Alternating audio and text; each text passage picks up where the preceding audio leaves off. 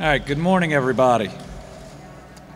As we sit here almost 1 week to the day of the worst tornado disaster the state has ever seen, we are digging out. Yes, we are down. Yes, we are hurting, but we are not defeated and we are not broken. Together, we will dig out. Together, we will clean up. And together we will rebuild both structures and lives. Our commitment is the long term, the years that it's going to take to get each and every family impacted and every town impacted back up on their feet. To me, this is deeply personal. These are our people, and they have been harmed by something the likes of which we have never seen. The trauma that so many have experienced, from those that were directly harmed to those that are there helping now, is real, and it's something we're going to have to address in the years to come. Just a couple of short updates, and then I want to get to the joyous occasion that we're at today, which is a blood drive here in the Capitol that has been full the moment it opened. So as an update, as of this morning, I believe our number of fatalities is now up to 77. That includes one new fatality confirmed in Lyon County, which brings their total to 1. It includes another death reported yesterday in Warren County.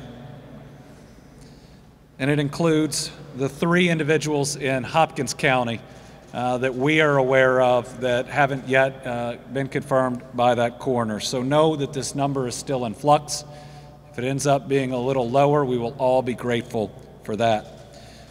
We are now down in Hopkins County to just 1 missing person, and statewide we're now down to 1 missing person. That is incredible news. Now obviously we calculate the number of missing people by the number that are reported, but that is a good sign as of today. And if you've walked through Dawson Springs, the fact that those additional folks were found primarily alive is a miracle and something we are grateful for. As of this morning, between Guard state workers, I think we're over 1,300 strong in Western Kentucky, 640 Guard, 600 plus transportation employees, 100 state police, 20 plus forestry individuals. We believe that FEMA is swelling to about 700 this week. And to go in less than a week from pulling people out of the rubble to actually having FEMA people walking up to what used to be your home and saying we want to help and processing your claims is nothing short of amazing. The President of the United States came to Kentucky to show that he cared about these areas, and we have received unprecedented help. And I've talked with the administrator of FEMA as early as this morning. When we look at the National Guard, the missions are starting to change.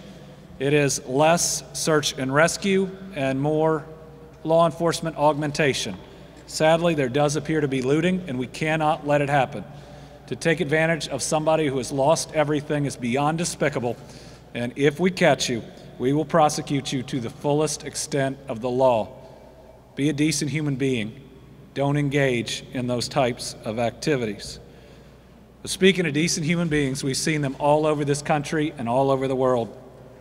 I was at the Pratt groundbreaking yesterday because I thought it gave hope to the region. All right, one of the things that we need to give hope to the region are knowing that there are going to be jobs in the region moving forward. That's why I've issued a call for companies that really, really want to help, to be a part of not just today, but the future. Consider locating a facility in the areas impacted, in Mayfield, in Dawson Springs, in Bremen. Then people will see a solid future, that they can rebuild the homes that they lost, knowing that there's a good job waiting for them too. We have seen the very best of humanity and how we've responded. As of today, our Team Western Kentucky Tornado Relief Fund is at $18.39 million and growing. Anthony Pratt yesterday announced he was going to donate $1 million, and so many others have stepped up to do the right things. We have welcomed people into our state parks and will continue to do so. Kentucky Dam Village, now just 8 rooms available, housing 120 displaced Kentuckians and 170 first responders. I brought Winnie today. We're giving blood. I wanted her to be able to greet everybody that's in here. She is kind of pulling on me during this, but it's been really neat to walk her around, and she'll sniff everybody in here. Everybody gets a bit of a smile as they're going through the process. This has been my emotional support animal in the midst of this, and I wanted to share her with the rest of the world. It makes it a little easier to get through these as well. And apparently she likes everybody because she is pulling. Kinlake, 12 rooms available, currently housing 160 displaced Kentuckians. Lake Barkley, 1 room available. All right. Currently housing 201 displaced Kentuckians. Barren River is full.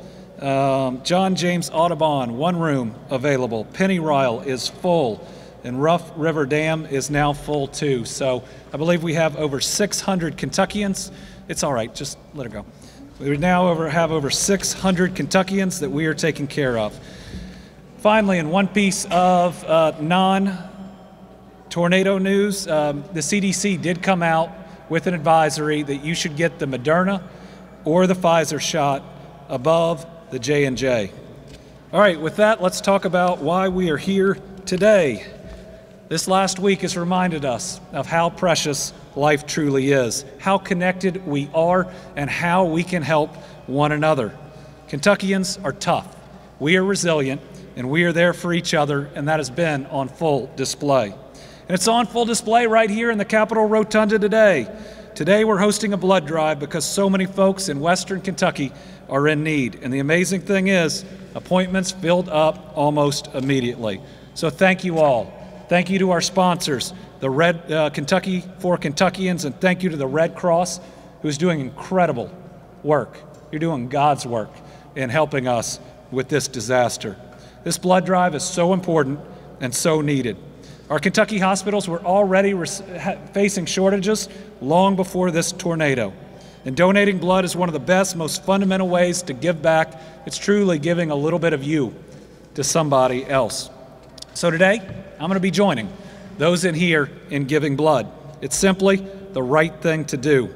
But after we donate today, let's make sure to spread the word to others about how important this is. My faith tells me we are our brother and sister's keeper, and this is just one way to show it.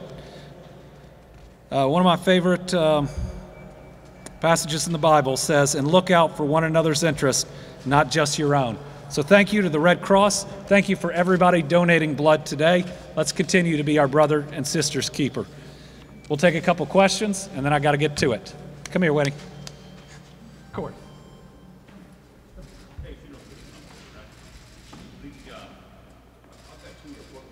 Does your vaccination status have any effect on whether or not you can donate blood? COVID, that is. And then secondly, have you heard anything on the expanded major declaration? We expect to have some counties added to our major declaration. The big news is it's covering 100% of certain costs for the first 30 days. We'll probably have a later request about what happens after that.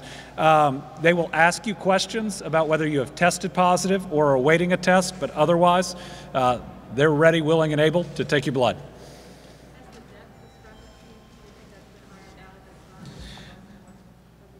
So I believe it's Hopkins County. It's 3 individuals. We are using both confirmations from coroner's office and those that we are aware of, trying to give you the most accurate number and hoping that it might be lower. Governor, you've been through a lot. You've been through a pandemic, worldwide pandemic, various variants of the pandemic that have had to deal with, even hung in effigy, now a tornado killing lots of Kentuckians. How is Annie? You know, it's this one's been hard. The tornado's been hard. The devastation, I said it before, it seeps in your skin, and Dawson Springs was one of my safe places. and most of it is not standing. But with that said, I'm blessed. I got an amazing wife, an amazing family. The place that I live is still standing, and so my job is to be as strong as I can for others while trying to show enough vulnerability to say it's okay. It's okay to feel grief and resiliency all in a matter of seconds. I think it's natural.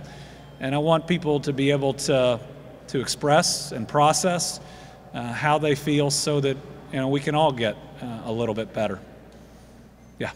A lawyer in D.C. working with a lawyer in Lexington filed a lawsuit on Wednesday evening on behalf of employees at the Campbell factory in Mayfield. Do you have any comment on that? What are your thoughts? Well, I'm not aware of veracity of any allegations at this point. There were 110 people working in that facility. Somehow there's only 8 dead. And if you saw that devastation, that's nothing short of a miracle. But, all the facts on any of these things need to come out. In the very least, if there are things that we can learn, we want to learn them. Can you tell me where's the blood going? Is it going to Kentucky, and then kind of how is it moving? Well, so the Red Cross handles the movement of the blood. It certainly will go to hospitals and other areas in need. I'm sure that it will either go to Western Kentucky, or if we're successful enough and we've got enough blood coming in from all over the country, it'll go to other places in need too. But you know what? Helping a fellow human being is helping a fellow human being. And think about all the people that are helping us right now, us. If some of this blood goes somewhere else to help them, I'm proud and happy to do that. We got to have their backs too. All right?